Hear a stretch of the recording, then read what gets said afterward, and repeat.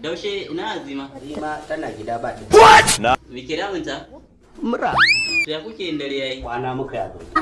Ina ka zuwa gidan Antuwa ne. Abin faɗin naki shi yasa ba na son zuwa gidan. Azima za ki je gun bikin ne? Ni ba zan je bikin nan ba. Aziza ga ban kin manta rashin mutuncin da ta yi mata ne. Ban manta ba. Iya kira Junaidiya ta ce make ne. Wai ni za ta kalla ta ce min wai ban da mashinshi ne. Ya baki da mashin ne. In ina so in rama in aure mahaifinta. Na dauri me yasa ka dakatar da taska? Haba. Wannan gulma gari. Ai ya faɗi muku gobe ba. Alhaji me hana Azima zuwa gun bikin ne? Ta ki zuwa ne saboda bikin kawarta. Matsala da wannan? Can ta jiya mata. Wai na ji har dina za a yi. Kwarai kuwa. Amma ba za ka je ba dai ku. To me za hana?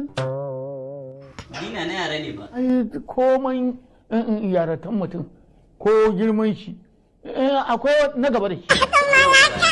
Naira miliyan guda da rabi. Kenan zuwa za ka yi wurin. Zan je gurin. Alhamma na dawo kanka shi to awwala za ka je masa da nasa ne. Wasu nasa zan zubo musu a leda shi kenan. Ku danna mana subscribe a tashar mu ta Isiya ko kana ku danna alamar ƙararrawar sanarwa domin samun sabon shirye-shiryenmu mun dora. Mun gode.